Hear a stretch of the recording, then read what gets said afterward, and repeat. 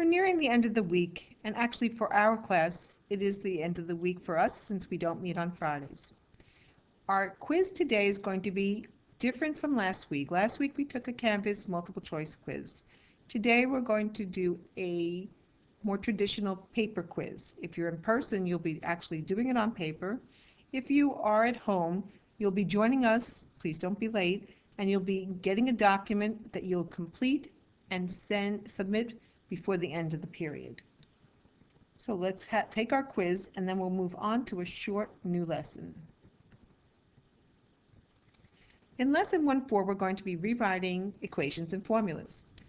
And these equations are going to have more than one variable. In rewriting equations, we're going to be dealing with equations with both x and y, and with formulas, we could have several variables. And our goal is to isolate one of those variables. So we'll start with the equations. And again, our goal is to isolate y in terms of x. So what exactly does that mean? That means we want to get y by itself.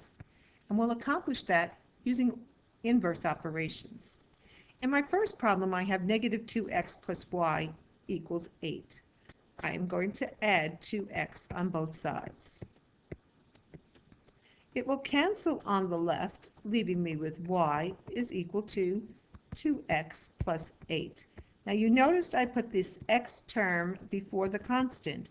Why? Because very shortly we're going to be looking at function form or slope-intercept form, and I want you to get in the habit of putting the x term first.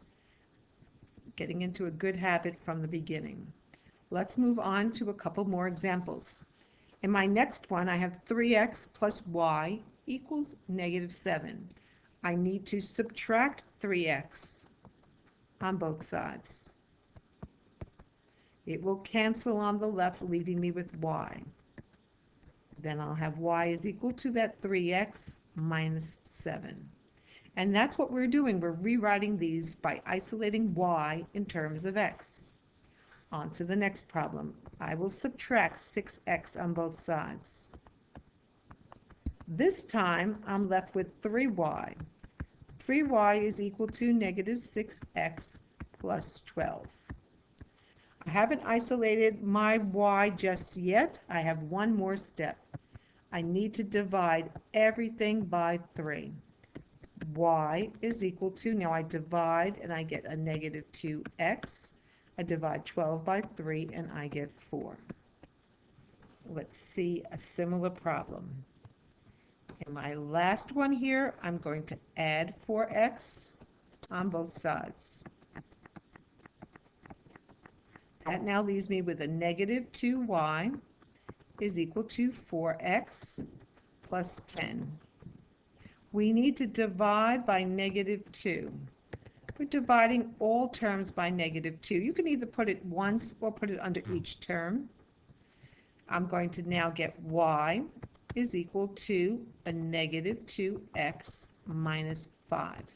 This is a topic that needs extra practice, and again, since we have a quiz today, this is just a short introduction, and we'll go over this in greater detail next week.